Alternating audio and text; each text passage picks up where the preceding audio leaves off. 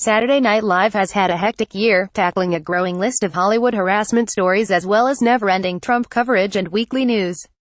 But President Trump and co. remained a hot topic on the NBC show, with Alec Baldwin reprising his role as POTUS, with his family members and White House team finding their own spotlight along the way.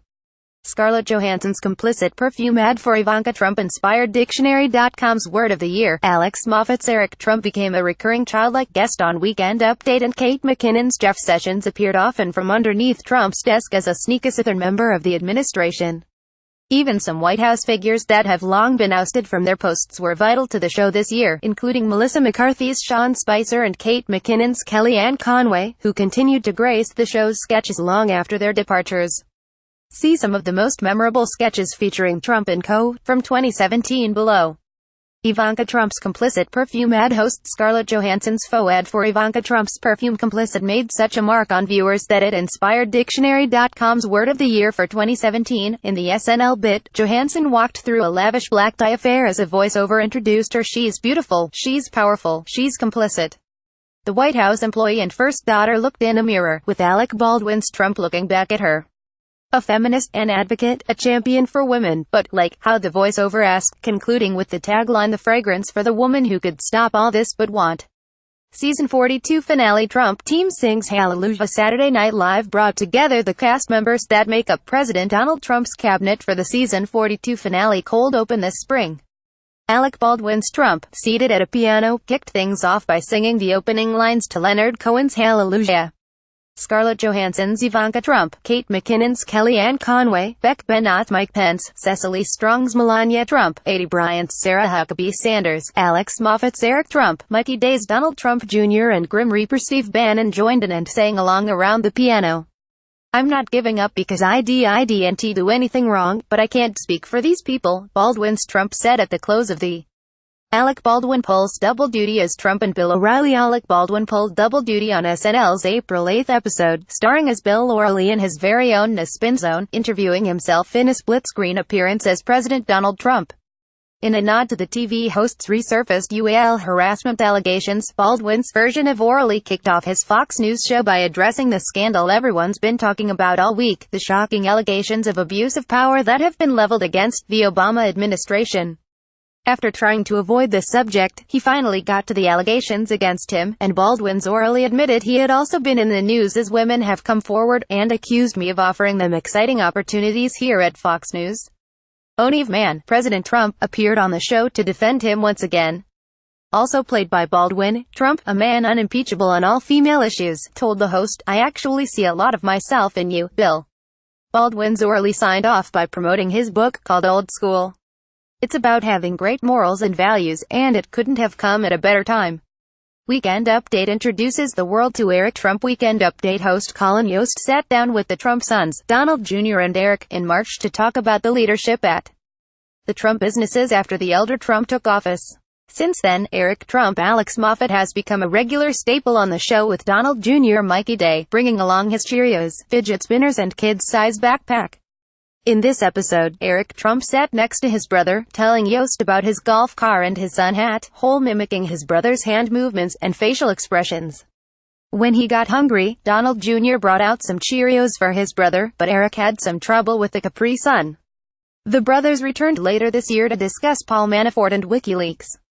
Melissa McCarthy's Sean Spicer as the Easter Bunny. Melissa McCarthy returned as White House Press Secretary Sean Spicer in April, dressed in a Easter Bunny suit, loudly addressing a group of children at the White House looking for eggs, and first spoke about his flub earlier that week, claiming Adolf Hitler never used chemical weapons on his own people and later called concentration camps Holocaust centers. McCarthy said, Spicy finally up. You got me. I clearly meant to say concentration clubs. McCarthy went on to further apologize to all the goys out there for the timing of the incident so close to Passover, or what I call Jewish Easter, she added. Kellyanne Conway transforms into It clown during October 14's Kumail Nanjiani hosted episode. Pennywise the Clown from It took the form of Trump advisor Kellyanne Conway and appeared to terrorize Anderson Cooper. Alex Moffat, Conway played once again by Kate McKinnon, appeared in a gutter You Can Call Me Kelly Wise the Dancing Clown. Conway also taunted him when he tried to get away. Don't go, he'll give you a quote, a crazy quote, she said, going back into her on-air interview voice. How about this? Okay, so Puerto Rico was actually worse before Hurricane Maria, and the hurricane actually did some things back together. President Donald Trump had lashed out at hurricane-devastated Puerto Rico days before, insisting in tweets that the federal government can't keep sending help forever and suggesting the U.S. territory was to blame for its financial struggles. McKinnon even reprised her role as Hillary Clinton to further terrorize Cooper, encouraging him to join her in the sewer so she can give him a copy of her book. Kate McKinnon's Jeff Sessions' Forrest Gump SNL's March 4 episode opened with a parody of Forrest Gump, with Kate McKinnon's Attorney General Jeff Sessions standing in for Tom Hanks' killer character. "My name's Jeff Sessions," McKinnon told Leslie Jones while sitting on a bus bench. "I'm the Attorney General of the whole United States. I always say life is like a box of chocolates," said the Sessions character. But when he added, "Sure are a lot of brown ones in there," Jones immediately left. Later, Beck Bennott's shirtless Vladimir Putin made an appearance. "This meeting never happened," he told McKinnon. Sessions assured him, "I wasn't going to remember it anyway." Octavia Spencer, who hosted that night, also made an appearance as her character from The Help, and offered Sessions a pie that may have looked like chocolate, but was something far worse. Trump picks top advisor in reality TV-style elimination ceremony celebrating Trump's first 100 days in office. Alec Baldwin appeared as Trump in April with Beck Bennott's Vice President Mike Pence, while he called for his advisors Steve Bannon in the form of the Grim Reaper and his little cushball, Jared Kushner, played by cool guy Jimmy Fallon, entering to You're Unbelievable.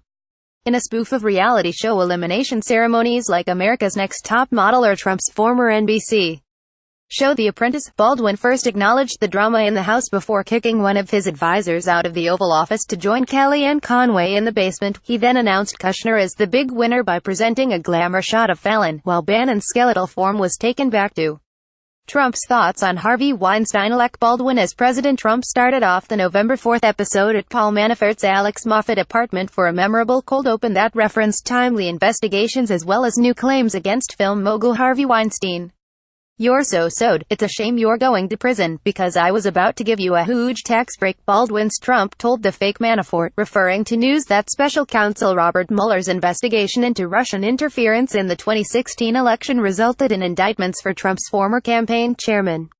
Baldwin, as Trump, joked that Manafort would need a shiv in prison because after the stuff I've said about certain ethnic groups, they're really gonna go to town on you in prison.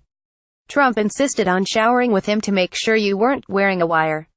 "Mr. President, I would never do that with you," Manafort said, to which Trump replied, "That's what she said." Speaking of which, what an idiot that Harvey Weinstein is. He could have gotten away with all of it if only had gotten himself elected president. This article originally appeared in THR.